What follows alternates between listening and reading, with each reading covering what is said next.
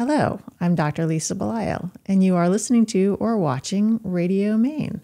Today I have with me in the studio Jennifer Gutekunst, who is the co-owner of New England Treads and the Wooden Screen Door Company.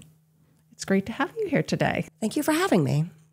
I'm very impressed with the fact that you have multiple sort of first of all, two businesses that you co-own, but also you have had multiple lives and multiple sort of creative things that you've done with your business identity and your professional life.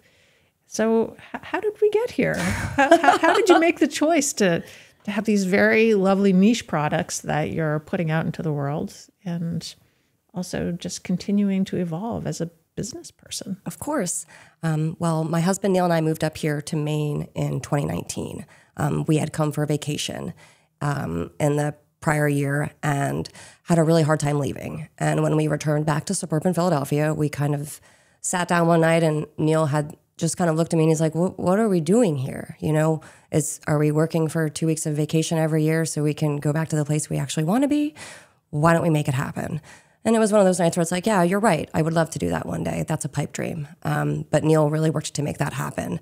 And we actually found our first business, which is New England Treads. We found that online and moved up here in 2019 and began running that. Prior to that, Neil was an attorney, and I worked in organizational development as an HR analyst, which I still do. So those skills transited nicely into owning your own business, finance background, knowing the rules. So we got Treads up and running, and then a year and a half later, we purchased Wooden Screen Door Company. And we've had that for a year and a half, and we're cruising right along with that as well. There's a lot of different threads that I'm interested in following here. I think the one I have to go with first is the organizational development. Tell me about that. Sure. So I began my human resources career at a local community hospital. Hospital is a great place to kind of cut your teeth in the HR world because rules are very important there. You have licenses. It sometimes is kind of a life and death scenario there. So really learning that sense of urgency and the sense of professionalism.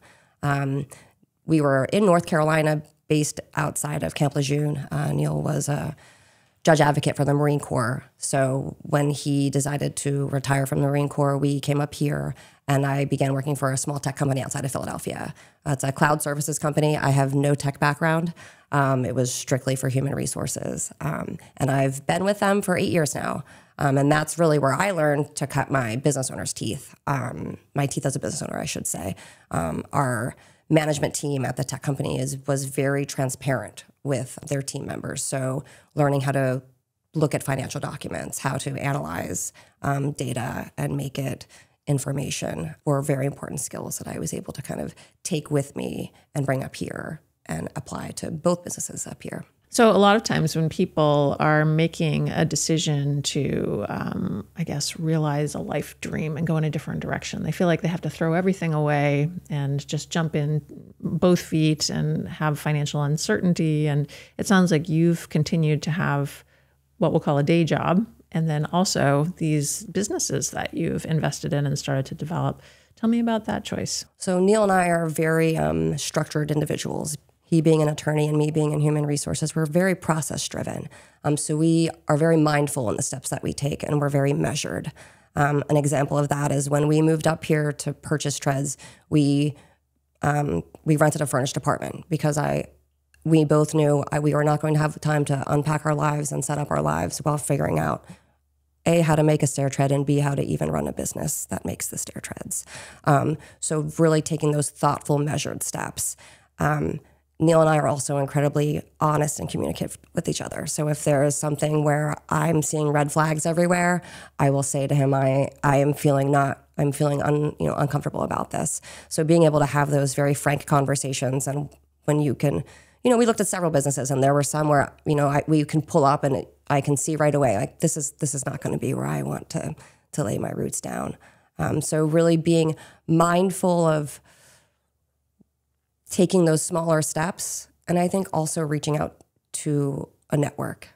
We have, at this point, a network of experts up here that really help us to run the businesses. So when I have a question or I have a concern, I don't have the answer most times, but I know someone who does. And that's important for me as a business owner because it keeps my anxiety down, which helps me to run my businesses better. Does Neil still work as an attorney? He does not. Neil and I are both very emotional people, and we tend to bring our work home with us. And working with people, particularly, Neil was a defense attorney, so working with people who are not having their best day, it's hard to leave that at the office. And I'm the same way working in HR. You know, people come to you with emotional stories. They're going through personal things, and it's hard to turn that off sometimes.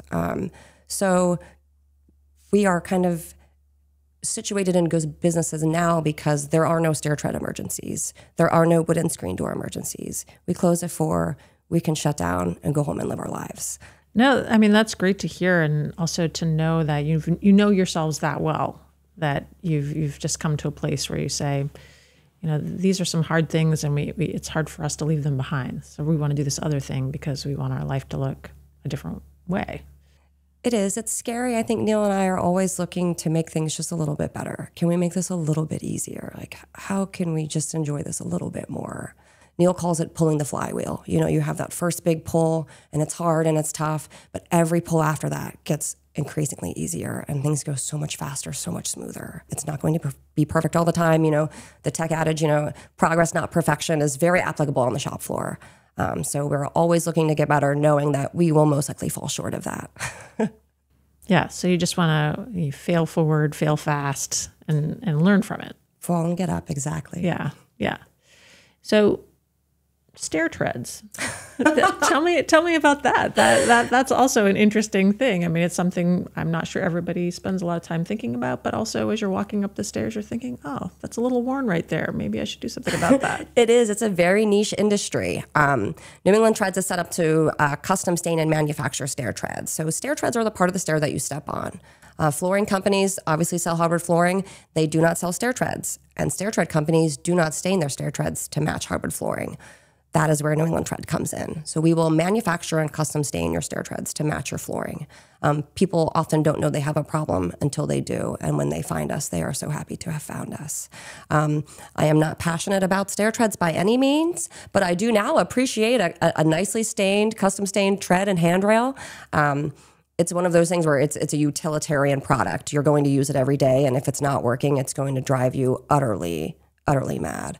So if you're stepping on a tread that doesn't match or is creaky, that's something that just one little thing in life that you want to make a little bit better. And that's something that treads helps with. Yeah. I mean, it's so true. It's kind of the things that you see every single day and you're thinking, oh, I would really like to fix that because it's kind of bothering me. And then it goes out of your mind. Then the next time you step on a stair and you think, oh, I would like to fix that. So, I mean, I think you're providing actual sort of peace of mind once people can actually get this taken care of. It is.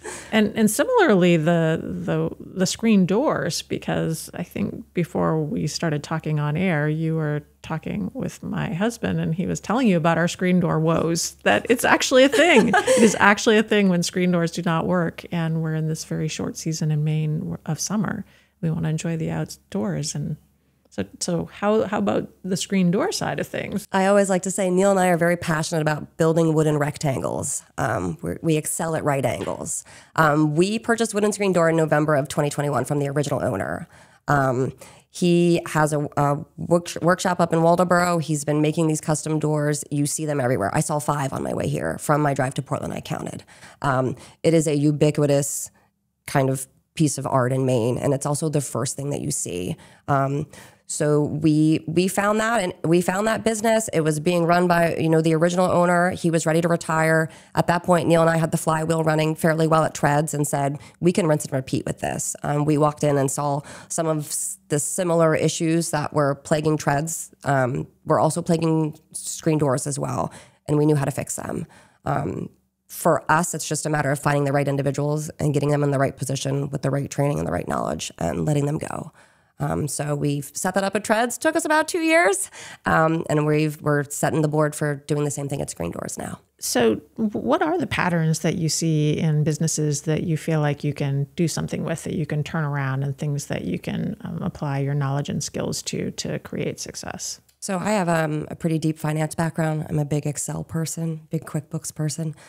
So when Neil and I are looking for businesses or approaching a business, the first thing I want to do is I want to see the books, and I really truly want to see payroll, because I want to see, how are you treating your employee? How are you treating your most important asset, your most important resource? Because if those folks aren't happy, I know I'm going to have a much larger battle to fight than any kind of business wins, recession. Any of those economic problems aren't going to solve HR related problems, basically. So you look at the books. I look at the books. Neil's more of looking at the product. He likes to get in and touch things. Neil is a very tactile person. So I'm usually in the office, buried in the computer, and Neil's out on the shop floor, ripping things, asking questions. Usually comes in covered in sawdust or some kind of, something. And that's usually how we work. Then we get together in a room and we kind of have that post-mortem. All right, what are our thoughts? When we were looking for our first business, typically that meant sitting in the car afterwards with Neil's green notebook and just kind of having what I call like word vomit, just every thought that comes in your head, good or bad. Here's my red flags. Here's what it would be great. And then you kind of go home and digest that. So how did the two of you decide, okay, I'm an attorney, I'm an HR specialist, and I'm sure I don't have the terminology right, because I know the HR specialist is a very specific thing in HR, but somebody who specializes in HR. How did the two of you decide, well, we would like to own a business together and we would like to work together? Because a lot of couples go in completely different directions. They just keep working their lives, and then at the end of the day, they get back together. You actually have a separate job. You come together at the end of the day, or probably throughout the day, and you're doing stuff together all the time. How do we make it work? Yeah. Or how did you even make the decision to decide you wanted to make it work, I guess? So Neil and I both come from entrepreneurial families. My parents have owned a retail store outside of Philadelphia for 25 years. They just recently retired. Yay. Neil's parents, he actually grew up working with his parents. They own several laundromats. So between the two of us, we can get our hands dirty and we can count the beans. After that, it was just finding a business where we could apply that. So we didn't want something too big, and we wanted something that we did care about. I don't want to be making nuts and bolts. There is something, you want something that you are relatively passionate about. When we found New England Treads, it was previously owned by a husband and wife with no treads experience. The husband had 20 years of military experience. So when we walked in, we worked directly with them. There was no broker. We walked in, and we left, and I remember sitting in the car and being like, we could do this. Like, we could do it. And those first owners, Bill and Tara, really set us up for success. I remember calling Tara a few weeks and just I just needed a moment. Sometimes being a business owner, no one else knows how your day is. There are so few people that at the end of the day you can commiserate with and really connect with over these like individual problems, So to have someone who had the 5 years of experience who could say like, it's okay, this happens, here's how we fix it. It was so wonderful to have that. And we had very much the same experience when we bought Wooden Screen Door Company. The original owner, John, he was wonderful. He came in a couple weeks ago. So they care so much about the business. They were so good in the transition and the handoff that really made Neil and I feel like we made the right decision. When people care that much about the handoff, they were caring that much about the business prior to that. And on a day-to-day basis, I mean, you must have developed some communication skills. Oh, for sure. That enable you to, I guess, work through conflict perhaps, or creatively problem solve. Right. So right now each person takes a business. So one takes treads, one takes doors, and we switch days. At each business, there is what we call the book. It's on the desk, and everything that happens in the day needs to get written in the book, because the book is our sanity. So if someone calls on Wednesday and says, I called yesterday, I talked to Neil, blah, blah, blah, blah, blah, I don't need to go through the whole conversation again. I flip back to the book, Neil left notes, fantastic. If things need to get done, you put a post-it on it, say it gets done. I think the most important thing as a couple for Neil and I is checking our egos. When we walk into the business, it's not Jen and Neil anymore. We're not business owners. Like we are just another team player here. I'm not here to win. I'm not here to be right. I'm just here to get the treads or the doors out the door. And that really goes back to Neil and I's management philosophy of extreme ownership. When things go wrong, it's Neil and I's fault. Either someone wasn't comfortable coming to us, they didn't have the right tools or the proper training. So it's really important to lead from the top down. And Neil and I practice what we preach. I am so quick to point out to everyone when I make a mistake. I'll walk out and just be like, I really messed this up. And it's sometimes just wonderful for people to know that their boss is a human. I do love this idea of extreme ownership, because I think one of the things that often causes problems is finger pointing and is an inability to take on responsibility for something. I mean, there are obviously always things we can't control, but we can control ourselves. So do you feel like your willingness to do this has meant that people that you work with are also able to take on this ownership? Very much so. I think one of the positive outcomes of extreme ownership is you have team members who now have the sense of autonomy, being able to own their work. So being able to set up their own work areas, being able to pick out their own tools and define how they want to work, when they want to work even. We've gone to a 4-day work week up at Wooden Screen Door because, that's what the team asked for, and Neil and I made it happen. So giving your team members the power to kind of control their destiny has really worked out well for us. And then particularly at New England Treads, Neil and I, a couple months ago, brought up our first hire. Our first employee we ever hired at Treads is now he's running the company every day, basically. Neil and I are there on a very limited basis. To be able to say, 4 years ago, you were our first hire, you took a gamble on us, and now to say, you can run this, you taught us, we taught you, we gave you the tools you needed, we have these discussions, like he knows he can come to us. It's so rewarding. And it's something I'm still kind of settling into because it is so new. Being a business owner, and I think a little bit of a type A person, there's a little control there. And the freedom of being able to trust your teammates it is so freeing. It's uncomfortable and it's unsettling, and I'm excited to get used to and comfortable and settling into the fact that I don't need to control everything and be everywhere. I trust those people that I work with. I picked them myself. So I know they can get the job done. And that trust piece, it isn't easy to come by, because it really does require working through a relationship and making sure that somebody has the skills and just knowing that you've done everything that you can to set them up for success. But at the end of the day, you're a little bit letting go of the rope, as you say. I am. A lot of our team members we hired based on what I call emotional intelligence, or EQ. Our most recent hire at Treads, I interviewed her on the phone, and we spoke on the phone for probably 10 or 15 minutes. And I realized after I got off the phone, I didn't ask her anything about her work experience. Like, we just started talking. And I got off the phone and I was like, I will happily walk into work every day to see her. And, she was promoted a few weeks ago, and when you find that right person and you make the connection, you will make that work. Anyone can do this job. It's not rocket science back here. We have experts, we have folks, we have craftsmen with that deep experience and that pool of knowledge. So I trust that you have the emotional intelligence to figure this out and make this work. The other thing with that EQ piece is, with such a small team, you really have to watch those personalities. So it's important that people that you do hire come through the door also understand emotional intelligence, also understand communication, transparency, understanding a little bit of office politics. At the end of the day, we're all human. And there are days where I look at Neil and it's like, I can't do this today. Like, I have to go home. I don't want to do this today. And everyone's going to have those days at work. There are days where you don't want to go to work. I can't do this. It's just, the thought of it is just too much for me. And I love when my team members can come to me and say, I just need to go home. It's like, great, go home. Thank you for knowing your limits. Thank you for being strong enough to say something about them. And let me know how you're feeling if you need anything. And that kind of holistic approach to management, I think, helps with retention, but it also just helps with anxiety at work, right? When you don't know what your expectations are or how people are going to react, it just makes things so much harder. So always having that, open door policy, but really meaning it, is what's important there. What is it about Maine that caused you to think, oh, I would like to upend my life and be here? I think when you come over the bridge, there's no more billboards, and you don't realize it probably until you get past Portland.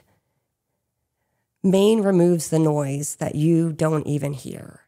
And I think that's what I like most about Maine. I got up here and it was like, oh, there's sky and there's birds and green, and I can appreciate it all. And there's just so much less distraction, that sense of urgency. I think I carried that a lot with me. Being in the tech world, everything's on fire all the time. And that's not the case. It's not. And settling into that adjustment has just opened up the world to me, being able to be like, being still is productive. Maine really helps me find that serenity. And you have a connection to Cushing. I do. So Neil and I just recently purchased our first home up in Cushing, which is very exciting. What's so amazing is where we're located is across from the Olson House, which Andrew Wyeth painted. And we hail from Chester County, which is down the road from Chadds Ford, where Andrew Wyeth grew up. So I feel like there is this like tiny little Pennsylvania connection where you come to Cushing and you're like, he got it too. We met our first neighbor across the street up in Cushing. He worked for the Philadelphia Children's Hospital for 30 years. So there's a contingent of us up there in Cushing, some Phillies fans. But we really just enjoy the serenity of Cushing. We're a half mile from a preserve. I see more bald eagles than I've ever seen in my whole life. And you split your time. So Cushing is part of your time. And then the other time, sort of your work time. We spend down in Portland. So we have an apartment down in Portland. So typically, Neil and I will take turns. So during the week, Doors is on a 4-day work schedule. So they're only there Tuesday to Friday, and Treads is closed early on Fridays. So whoever doesn't work Monday has to work that full Friday. But we'll typically, you meet up Friday at 5 o'clock, we're home, you're sitting on the deck, you're having a cocktail, you're not talking about work, you're usually listening to the birds, and just decompressing. But that time splitting is a little bit difficult. There are days where I wake up and I don't know where I am, or you have to pause before you answer the phone. What business am I working at today? Like, who am I today? But that adjustment it's temporary. As we begin to transition more responsibility to the folks at Treads, Neil and I will be spending more time up at Cushing. And the goal of that is really to give us more time to work on the business instead of being in the business so much. After 4 years, you have to lift your head up and say, where are we driving this train? Where are we going? And where can we take it? And that inflection point is where we are now, is pausing to find that time and really refocusing and driving new directives. A lot of what you're talking about happened during COVID. Yes, we had approximately 9 months with that business before the world shut down.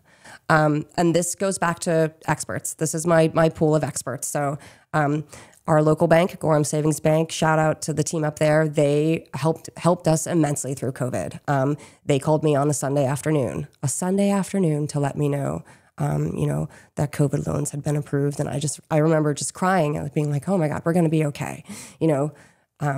Lumber prices went through the roof. I mean, there were days where I fell out of my chair when I looked at the prices of white oak versus what we were paying 6 months prior, having to make price adjustments and not knowing how your clients were going to feel. We offer health benefits to our team members and making sure that they had the information they need so that anxiety on their end was decreased. At the beginning, no one knew anything. It's like, are we even allowed to drive to work? I was printing out the letters from, the governor being like, keep this in your car because you're driving to work at 4:30 in the morning. Like, if you get pulled over, things were weird then. But again, reaching out to my insurance experts, when you have questions, it's like, how do I get this? Is this funding allowed for this? Like, who am I reaching out to? What is my liability here? All of those pool of experts picked up the phone on the first ring. And that, again, goes back to keeping my anxiety low. And when we bought Doors, it was so fun to get the team back together. You get the bank, you get the insurance, you get the lawyer, and it's like doing it again, guys. And you get so excited, and it's really like kind of getting the band back together. So when I do have questions that need to reach out, at times when times get stressful, like during the global pandemic, I know that I have individuals that are going to be able to help me out. Do you have contemporaries who are doing things the way that you're doing them? We do. Shannon at Hayrunner, she's a very large inspiration only because she's very similar to Neil and I in that she can kind of take other businesses. She does a great job of integrating them into her main Hayrunner business. Shannon's great. Heather over at Juniper Design Build is amazing. You don't see a lot of women in the construction world or manufacturing, particularly women owners. So seeing her big renovations over on Peaks Island has been really exciting. Outside of that, I love seeing the other husband and wives teams, the other small business husband and wives. I love watching the dynamics because there's so many different ways to run a business.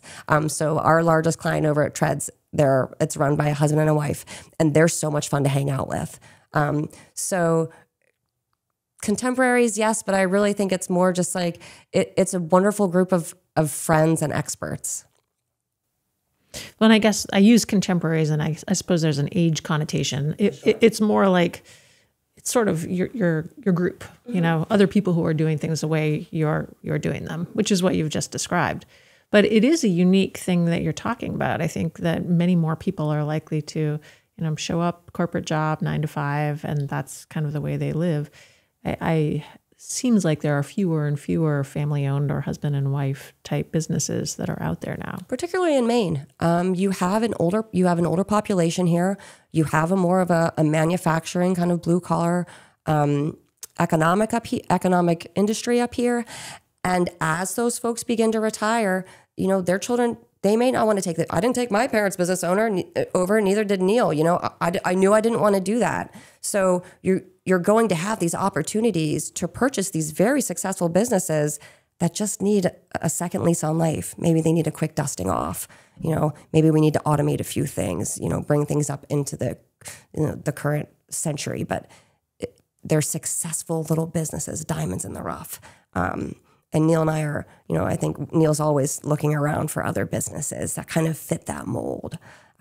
So it's taking that measured jump, right? Getting into the books of a business, saying, all right, this is a financially sound business. What can I do to get it to the next level? Or what can I do to streamline these processes a little bit? Do I hire someone else? Do I outsource? Do I bring things in? With Neil and I, a lot of that is verticals. What else can I do with the things that I already have here? A stair tread, it's a wooden rectangle. A mantle is a wooden rectangle. Floating shelves, tables, those are all wooden rectangles. So kind of keeping that growth mindset and always looking for how can I make this a little bit better? It's so fun to listen to you talk because I think a lot of people perceive creativity as I need to go paint a painting, which is wonderful. And you can certainly paint a painting, and that is very creative. But as I'm hearing you, what I'm hearing is the creativity and the work that you're doing with these businesses, that you're like, how do I arrange this? And I'm going to put this over here. And how do I make all these things kind of come together? And that's something that clearly you feel passionate about. I always joke, I went to business school. I am not an artist. I cannot render things 3D in my mind. And it's, for me, my art is making my spreadsheet. I love when my accounts are reconciled. That when my accountant calls me and says, we're all good to go without any questions, that's a win for me. So that's my art. And that's my creativity. I think what really drives me is the people. Like, who am I working with every day? How are they making me feel? How am I making them feel when they leave at the end of the day? That's the driver. And you have the customers, not so much at Treads because it is a little more B2B, but at Wooden Screen Door, no one is ever showing up sad to get their door. They have waited a couple of months, if not years, to get this product. So when they come in, it's like, it's door day. Oh my God, get it together. It's going to be so much fun. We're going to load your door up. It's going to be awesome. So that's so fulfilling to me. When people come in, I've been driving past this place for 20 years. I finally decided to get the door today. And it's like, I cannot wait for you to open this door every day of your life. And we'll remember how much fun you had getting it. First of all, I feel like you and my husband, who you already know, you've met him. He's here. He does the radio show. He's the owner of Portland Art Gallery. I feel like you must be kindred spirits because when I hear him talk about spreadsheets and I hear you talk about spreadsheets, it's like you're the same person. So I think that's actually wonderful. And if I had not met him before, I don't think I could have a full appreciation for you sitting here in front of me because I think it's great. I mean, when I think, I tend to think more in words. But I know that there are people who think in numbers. And so the fact that, you get this excited about a spreadsheet, it's like you're speaking a language that I can understand. Maybe I don't speak it as well as you do, but but it's pretty cool, actually. I feel the same way, when you talk to these artists, it's like they're talking about all the media they use, the encaustic and the sculpture. And I'm just like, I have no idea what you're saying, but I appreciate it so much. I think that's how Neil feels when I start getting into the spreadsheets, and I'll start, doing charts and stuff. And sometimes he'll just be like, this is great. I have no idea what you're talking about, but like so proud, so proud. And at the end of the day, it's having that support, even if you're not really sure what's going on. You did it. Yeah, and I think that it's always fun. I mean, for me, every time I get into a new space and I hear people speaking a different language, it's like, oh, that's just a different language. It's like you've gone to a different kind of intellectual country. So, when I talk to artists, and my background is in medicine, not art.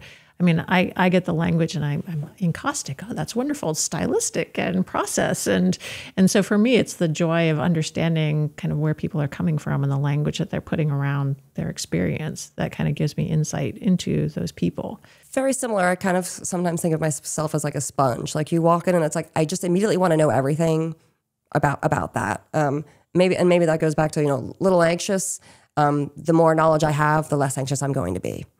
So being able to understand what's going around me, what drives people, that helps me understand you more and makes me really a better business owner and a better person. I mean, and you're right. It really is about the relationships and the people. And I think, you having been in healthcare, you understand that sometimes in healthcare, which just happens to be my primary business, but certainly other businesses, people are treated a little bit more like widgets. Kind of, we'll take one out, we'll put a different one in, it's all interchangeable. But what you're describing is really tapping into other people's innate creativity and drive and passion for life and goal setting and that sort of thing. So the fact that you know that up front and you're trying to meet that with people you work with and also people that you create product for, I think is really important. I try to appreciate in others the talents that I don't have or wish that I had. I try to surround myself with people who I want to be like. So someone who I'm thinking about just our lawyers and bankers, these professional individuals who are okay saying that they don't know or that they're going to reach out. It's okay to not have the answer. Well, I love the idea of surrounding yourself with people who know things, but maybe still don't know everything. And they're okay with that. They're okay with saying, when you go to them, they're the expert. And at the same time, they're like, I don't really know. Let me think about this. Let me go look somewhere. Let me talk to somebody else. Because I think in this day and age, it's tempting to believe that we have all the information. It's just, it's right there. We should all know stuff, but sometimes we just don't. It's not. And so I feel like you really see that on the shop floor. When there's a problem, I love walking out and seeing 3 people standing around a machine, like with their arms crossed, like kind of troubleshooting, going through all of the scenarios, and working your way down the line. It's like playing chess. So giving folks that time and that space to be able to present ideas, even if maybe they're not the best, or to be able to talk through and build on each other's and piggyback off ideas, that teamwork makes things so much easier. And it makes it so much more enjoyable, right? Like I'm learning all of this stuff, we're figuring it out together, and it builds that camaraderie. Like we're all in this together. And I think you're right. I mean, I think that the creative process, the collaborative creative process, there's something so rich and rewarding about that. I'm a big fan of kind of working by myself and kind of having my own introspective time. And also I love getting together with other people and, bouncing things back and forth and being like, wow, yeah, no, I never thought about that. Or yeah, we're definitely on the same wavelength. There's something about that that's really rewarding. I feel like I have that moment at least once a day still, like I had never thought of it like that, or I have no idea. Like I never even knew that this would be a problem. I love when folks come to me and it's like, did you ever think about? And it's like, no, I definitely never thought about it because I have no idea what was even going on in there. So when you have people that are interested, that are curious and bring those kinds of things up to you, that makes it so much more fun. Like, oh, this is a fun puzzle for me to solve. This is a great logic problem for me to find the answer to. And again, that's another big driver for me, is just finding that answer, finding the best way to do things. One sense that I have of you, and it's really an interesting thing, is that you're simultaneously very excited to go towards things, but also it's clear that you do things despite feeling somewhat uncertain and fearful. And I think that's where Neil comes in. If it was up to me, I would probably still be working at a hospital in North Carolina. Neil is constantly reminding me to pick my head up and to work on myself and not just in myself. He's very good at